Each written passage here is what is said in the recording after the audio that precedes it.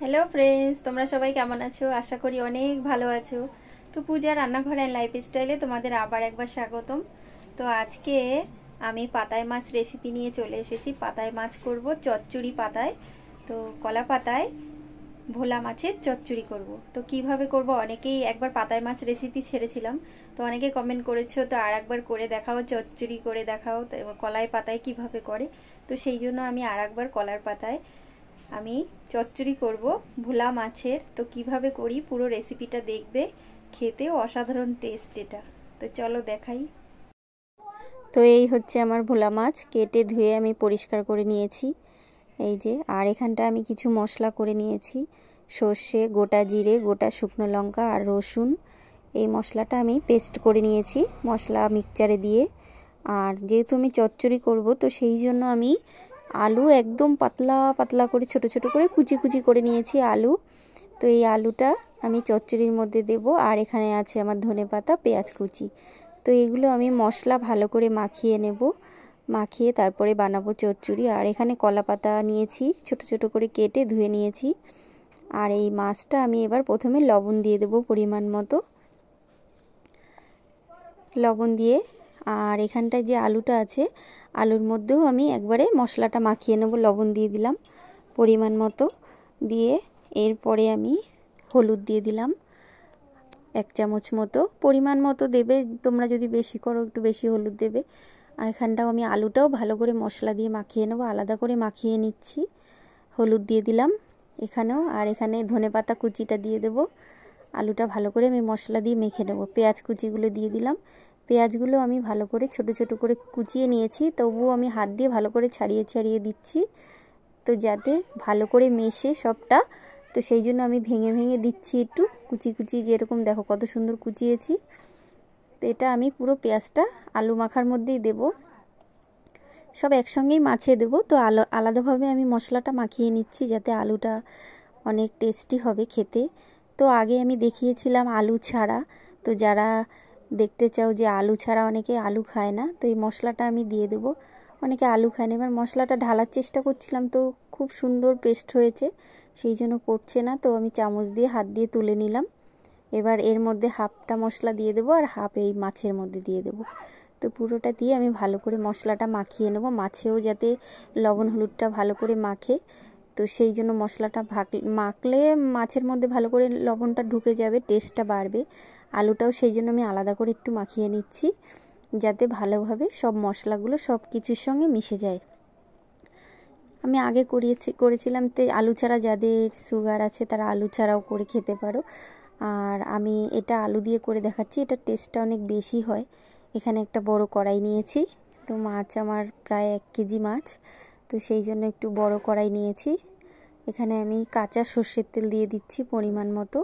তো এখানটাও আমি আলুর মধ্যেও একটু দিয়ে দিলাম, ভালো করে মাখিয়ে নেব আলুটা। আর সব কিছু দেওয়ার পরে একটু বেশি করেই দিলাম সর্ষের তেলটা, তো টেস্টটা অনেক বেশি হবে, যেহেতু পাতায় মাছ তো যত পাতায় টানবে ততই টেস্টটা বাড়বে। তো কড়াইতে আমি একটু তেল মাখিয়ে নিয়েছি। প্রথমে দেখলাম পাতাটা দিয়ে যে এই পাতাটা বড় আছে, তো কড়াইয়ের মাপে আমি দেখে নিলাম যে এটার উপরে আমি মাছগুলো দেব। তো এইভাবে হালকা চাপ দিলেই পাতাটা ভেঙে বসে যাবে। তো এর নিচে আমি আরও পাতা দেব, আমি দেখে নিলাম যে বড় পাতা এটাই আমার ভালো হবে। মাপ দিয়ে একটু দেখে নিয়ে প্রথমে এরকম করে দেখে নেবে, তাহলে এর মধ্যে মাছগুলো ভালোভাবে তোমরা বসাতে পারবে। তো সেই জন্য আমি বড় পাতাটা তুলে এবার ছোট ছোট 2টো পাতা দিয়েছি নিচে।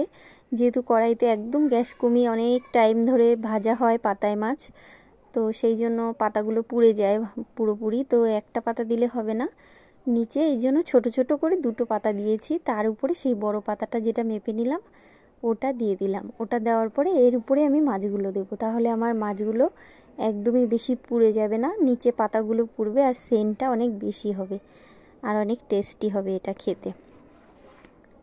তো পাতাগুলো দেওয়ার পরে এরপরে আমি মাছগুলো দিয়ে দিচ্ছি একে একে। এই যে মাছ মশলা মাখিয়ে রেখেছিলাম প্রায় 10-15 মিনিট, এভাবে রেখে দিলে মশলাগুলো মাছের মধ্যে ভালোভাবে ঢুকে যাবে। আর এই আলুটাও মেখে এইভাবে রেখে দিয়েছিলাম ঢাকা দিয়ে। তো এরপরে আমি আলু দিয়ে দেবো প্রথমে। আলুটা কিছুটা পরিমাণে দেব, যেহেতু নিচে দেব তার জন্য পরে উপরে মাছগুলো দেব, তাহলে আলুগুলো সিদ্ধ হয়ে যাবে আমার আর ভালোভাবে মিশেও যাবে মশলার সঙ্গে। তো সেই জন্য আমি আলুগুলো কিছুটা হাফ পরিমাণে আলু আমি দিয়ে দিচ্ছি উপরে সাজিয়ে সাজিয়ে, আলুটা সাজিয়ে সাজিয়ে দিয়ে দিলাম।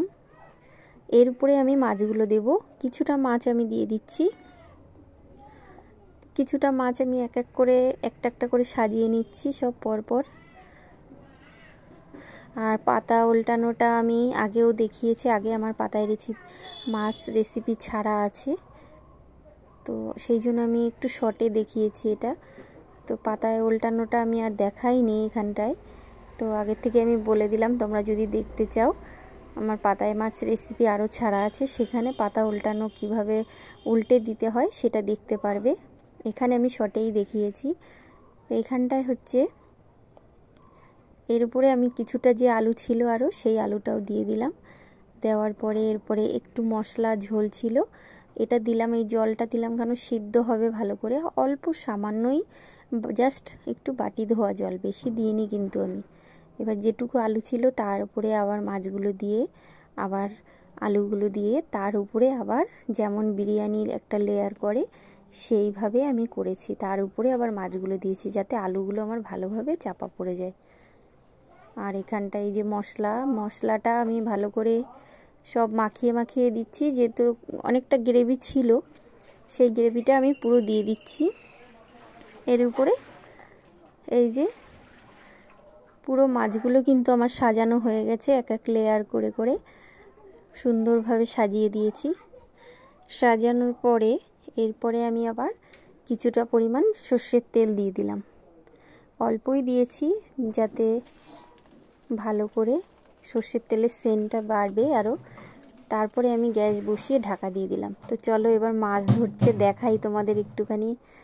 খালে আমাদের এই যে কত বাচ্চারা সব স্কুল ছুটি আছে, তো সেই জন্য আনন্দ করে সব খালের এপারে ওপারে সব বসে বসে মাছ ধরছে। তো এখানটায় ওপারে আমি দেখালাম যে কত সুন্দর, খুব মজা হয়। আর এখানে অংশুমান ও জেঠু সবাই এখানটা মাছ ধরছে, তো দেখাবো আমি কতটা মাছ পেয়েছে। খুব আনন্দ হয় মাছ ধরতে।